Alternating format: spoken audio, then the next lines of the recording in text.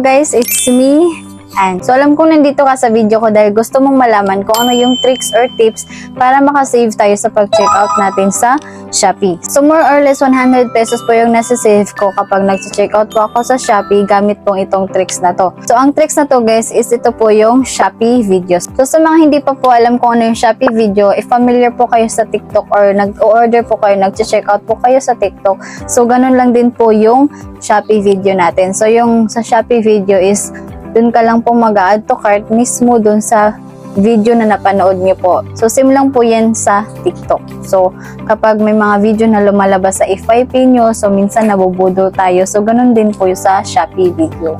So, ngayon, ituturo ko na sa inyo kung paano nga ba mag-checkout dun sa Shopee video or kung ano yung gagawin natin kapag mag-checkout tayo dun mismo sa Shopee video.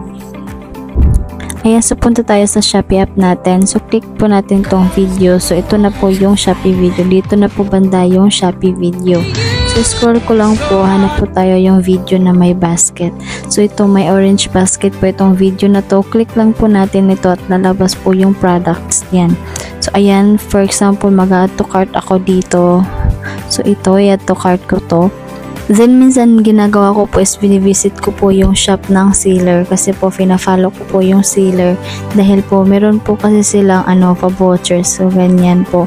So, balik po tayo sa in-add to cart natin. So, ayan, ito yung shopping cart ko. At kung nakikita nyo po itong may nakatatak na added from video, it means po na galing po ito sa Shopee video. So, in-add to cart mo to galing dun sa Shopee video. So, yun din po yung palatandaan if yung product is na-add to cart mo or in-add to cart mo galing po sa Shopee video. So ayan, makikita po natin kung magkano po yung na-save natin or na-discount. So, ayan, for example, papakita ko sa inyo. So bago nyo po i-place order, tignan nyo po yung Shopee vouchers natin. So, click lang po natin yung Shopee vouchers natin at review po natin if na gamit po ba natin yung vouchers na galing sa Shopee video. So, ayan, ika-cash on delivery ko lang po ito. Ayan, so balik tayo dun sa vouchers. So, ayan, sa bandang ibabaw yung shipping vouchers natin. So, yung free shipping na mga vouchers.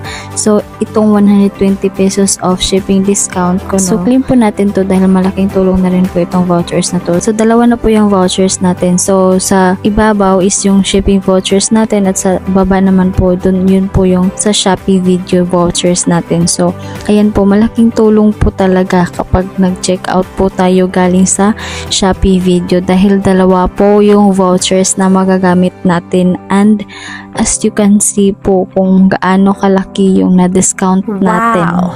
So, ganyan lang po yung ginagawa ko before po ako nagpo-place order. Nire-review ko po yung mga vouchers. If na-claim ko ba yung vouchers na galing sa Shopee videos. So, ayun guys. So, ganun lang po kadali mag-checkout sa Shopee video. So, meron din po akong GC sa Facebook ko. So, yung purpose po kasi na paggawa ko ng GC doon is hindi po kasi lahat ng item na gusto mong i-checkout sa Shopee is nandun po sa Shopee video. So, yung purpose ng GC ko is para po if ever may gusto ka po talagang i-check out, magsasend ka lang po doon ng link tapos gagawan ko na po ng Shopee video. So, ipapakita ko po sa inyo kung ano po yung gagawin nyo doon sa GC para po ma-check out nyo po yung gusto nyong item. Tapos, maka-check out kayo doon sa video po para po may discount po kayo. So, ito po yung GC ko guys. Ayan, nakikita nyo po dyan. Nagsasend po sila ng mga link. Tapos, nagpapagawa po yan sila ng Shopee video. So, for example nito, itong dress. Tapos, ginawan ko po ng Shopee videos. Then, after that is isasend ko po dito sa GC yung link ng video sa Shopee. Then, after kong masend po is i-click nyo lang po yung sinend ko pong link.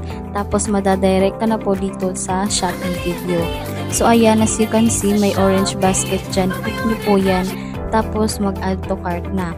Then, after mag-add to cart is punta ka sa cart mo. Same lang sa ginawa ko kanina.